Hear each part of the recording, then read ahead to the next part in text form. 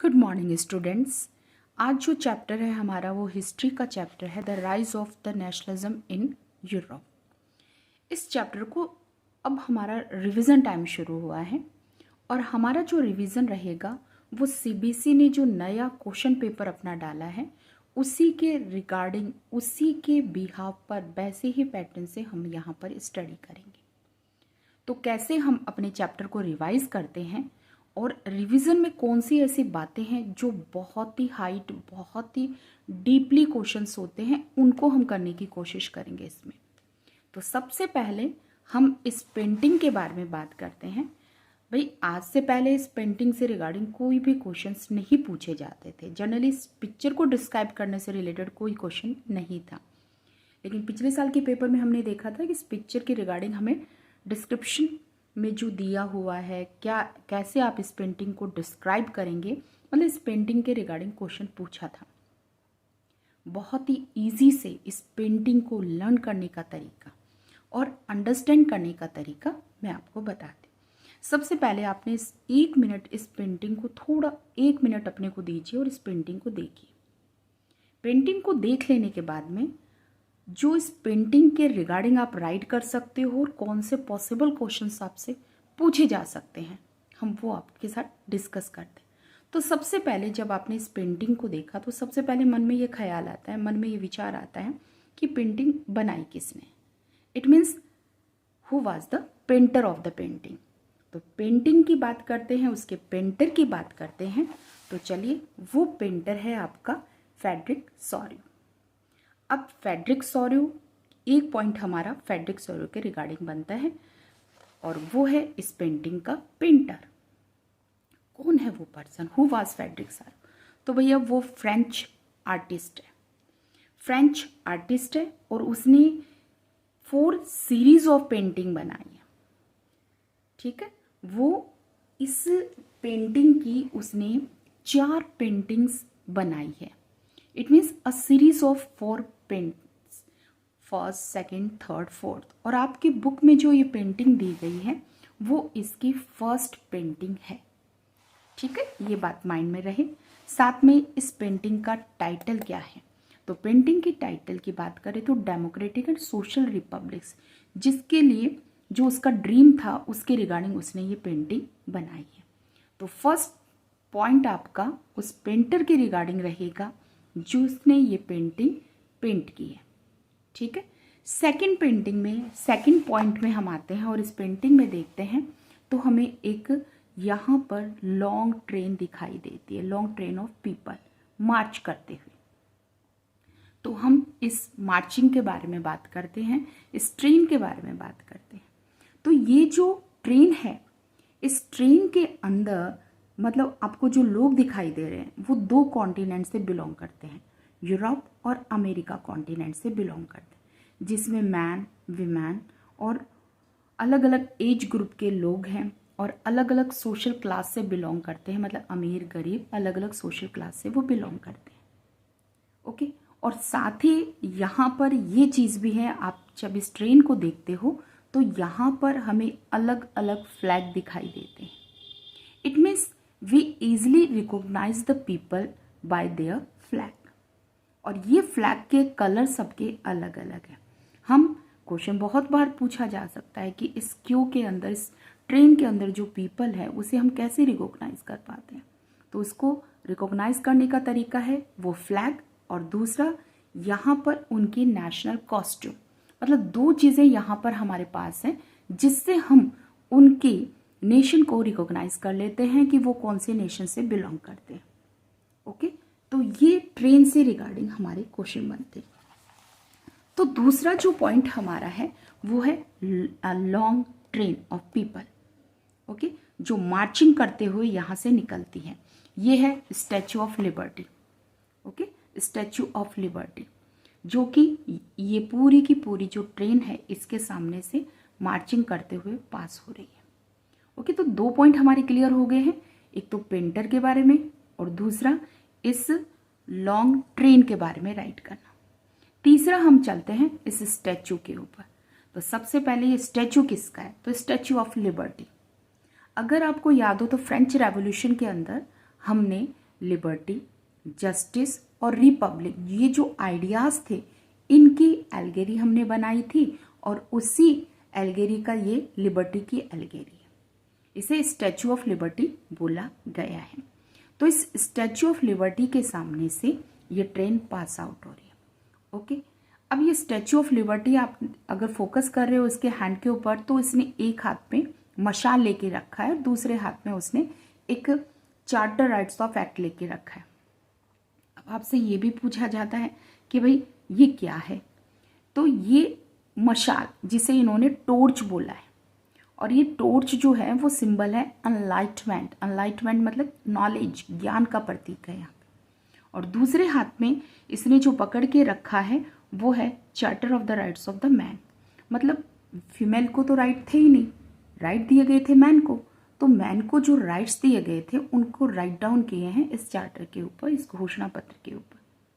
तो यहाँ पे ये स्टैचू किसका है, तो स्टैचू ऑफ लिबर्टी, और इसने एक हाथ में torch, and the torch is the symbol of enlightenment. Other hand bearing, उसने क्या बियर करके रखा है, वो करके रखा है charter of the right of the man bear करके रखा है। तो ये क्वेश्चन आपसे पूछे जाते हैं इस स्टैचू ऑफ लिबर्टी। ओके, अब 3 पॉइंट हमारे क्लियर हो चुके हैं इस पेंटिंग के regarding. The first is about the Frederic Sorrieu the painter, second इस लॉन्ग ट्रेन के बारे में, और तीसरा है स्टैचू ऑफ लिबर्टी के बारे में। अब हम फोर्थ पॉइंट की बात करते हैं। फोर्थ पॉइंट की बात करते हैं तो हम इस पेंटिंग के ठीक सामने एकदम नीचे की तरफ आते हैं। यहाँ पर है फोरग्राउंड। इस पेंटिंग के फोरग्राउंड ऑफ इमेज की तरफ आते हैं हम लोग। तो इस इमेज को आप देख रहे हो तो यहाँ पर आपको कुछ बिखरी हुई चीज़ें दिखाई देती है। ओके, तो ये बिखरी हुई चीज़ें क्या है, तो यहाँ पर अगर हम बात करते हैं, स्कैटर की बात करते हैं, तो पता चलता है कि यहाँ पर वो सिंबल्स जो मोनार्क से बिलोंग करते थे, ओके, वो सारे यहाँ पर गिराए हुए दिखाई दे रहे हैं। इट मीन्स आपने मोनार्क सिस्टम को पूरी तरह से अबॉलिश कर दिया है। तो इस पेंटिंग में हमें ये दिखाई दे रहे हैं। तो आपका फोर्थ पॉइंट क्या होगा, फोर्थ पॉइंट होगा foreground of the image. It means आप फोर्थ पॉइंट में फोरग्राउंड ऑफ इमेज के बारे में लिखें कि यहाँ फोरग्राउंड ऑफ इमेज में हमें बहुत सारे ऐसे स्कैटर्स दिखाई देते हैं जो कि सिंबल है आपके मोनार्क सिस्टम को। इट मीन्स यहाँ पर बिखरे हुए हैं, इट मीन्स आपने अबॉलिश कर दिया है मोनार्क सिस्टम को। ओके, तो ये है फोर्थ पॉइंट। अब फिफ्थ पॉइंट में कहाँ पे लें, तो फिफ्थ पॉइंट में चलते हैं ऊपर हेवन की तरफ चलते हैं। तो ये 5 पॉइंट आपके बहुत अच्छे से इस पेंटिंग को क्लेरिफाई कर रहे हैं, इस पेंटिंग को आपको समझा रहे हैं। 5 पॉइंट में हेवन की तरफ चलते हैं। तो हेवन में आपको यहाँ पर एंजल्स, जीसस दिखाई दे रहे हैं, और साथ ही यहाँ पर एक वर्ड का फॉर्मेशन हो रहा है, और ये वर्ड फॉर्मेशन है आपका फ्रेटर्निटी। इट मीन्स पूरा भाईचारा यहाँ पर दिखाई दे रहा है, और गॉड इस नेशन के जो क्रिएशन हो रहा है यहाँ पर उसे ब्लेस करते हुए दिखाई दे रहे हैं। इट मीन्स ये 5 पॉइंट अगर आप एक्सप्लेन कर देते हो तो आपने इस पेंटिंग को पूरी तरह से समझ लिया है, and you have the enough matter to write about the painting. Okay, एक बार फिर से थोड़ा सा रिवाइज कर लेते हैं। आपने इस पेंटिंग में टोटल आपने यहाँ पर 5 पॉइंट को डिस्कस किया है जो कि 5 मार्क्स के लिए सफिशेंट है। इट मीन्स पहले आप इसे फ्रेडरिक सारो के बारे में, उसके पेंटर के बारे में लिखें। ओके, पेंटर का इंट्रोडक्शन दें, टाइटल क्या है पेंटिंग का वो बताएं। It means the dream of world wide democratic and social Republic was the title of the painting. फिर आप इस लॉन्ग ट्रेन के बारे में बताएं कि भाई यहाँ पर अलग अलग नेशन से, जो कि अमेरिका और यूरोप कॉन्टिनेंट की कंट्रीज़ हैं, वो लोग यहाँ पे इस ट्रेन के अंदर हैं, इस क्यू के अंदर खड़े हैं, और हम उनको रिकॉग्नाइज कर पा रहे हैं उनके फ्लैग से। ओके, तीसरा द स्टैचू ऑफ लिबर्टी के बारे में कि ये स्टैचू जो है वो आइडिया जो लिबर्टी है उसे फीमेल फिगर में दिखाया गया है। She bears the charter of the right of the man, and other hand she bear the torch of enlightenment. Okay, तीसरा पॉइंट हमारा क्लियर हो गया। फोरग्राउंड में आपको यहाँ पे सिंबल्स ऑफ मोनार्च थ्रो किए हुए दिखाई दे रहे हैं and the haven.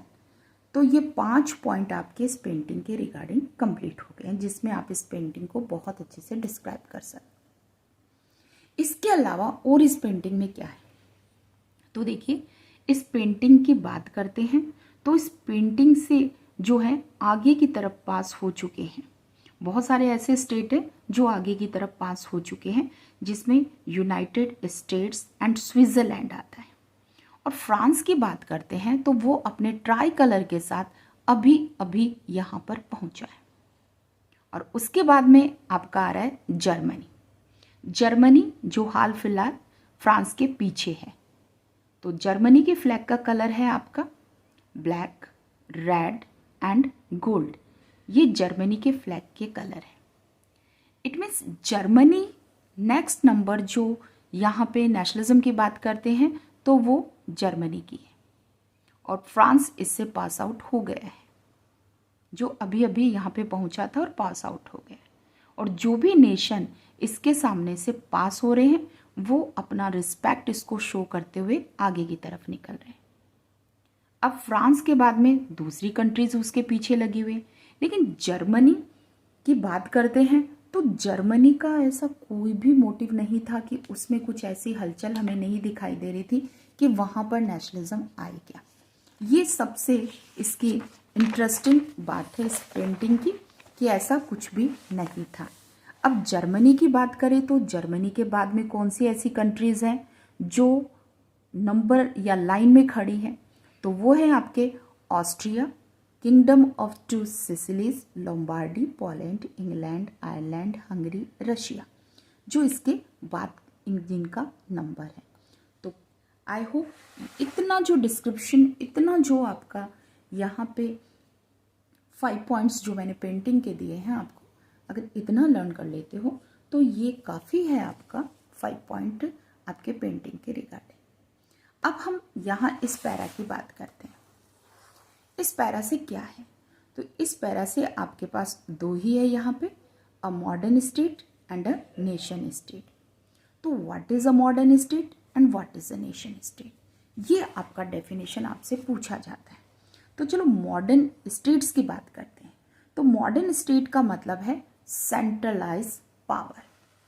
Modern state means centralise power, जो इसके सेंटर के अंदर जो पावर है, जो रूल एंड रेगुलेशन इस सेंटर में होते हैं, वही रूल एंड रेगुलेशन इसकी टेरिटरी में इम्प्लीमेंट किए जाते हैं।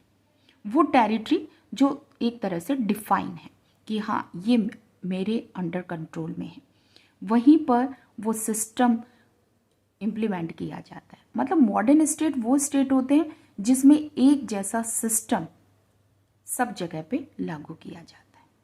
Now the nation state, nation state की बात करते हैं तो majority of its citizen, not the it's ruler. तो यहाँ पे मेजॉरिटी सिटीजन की चलती है। इट मीन्स डिसीजन जो है वो सिटीजन के बिहाफ पर लिया जाता है, नॉट इट्स रूलर। और यहाँ पे कॉमन, ये यहाँ के जो लोग हैं उनमें कॉमन आइडेंटिटी होती है, एक इनका पास्ट, एक इनकी हिस्ट्री, कॉमन हिस्ट्री होती है। डिसेंट, एक सहमति इन लोगों की होती है, उसे बोला जाता है nation state. It means modern state वो होता है जिसमें centralise power exercise in a clearly defined territory. और नेशन स्टेट की बात करते हैं तो नेशन स्टेट वो होता है जहाँ पे majority of citizens and not it's ruler. और यहाँ के जो लोग होते हैं उनमें क्या कॉमन क्या होता है, इनका इनकी एक पहचान, कॉमन आइडेंटिटी होती है, इनका एक पास्ट होता है, हिस्ट्री इनकी एक ही होती है, डिसेंट इनकी एक ही सहमति होती है। तो ये आता है आपका modern state and nation state के बीच में डिफरेंस। तो पेंटिंग और आपका ये पूरा का पूरा जो इंट्रोडक्शन हमारा जो मिला है इस चैप्टर का, उससे रिगार्डिंग पूछे जाने वाले क्वेश्चन।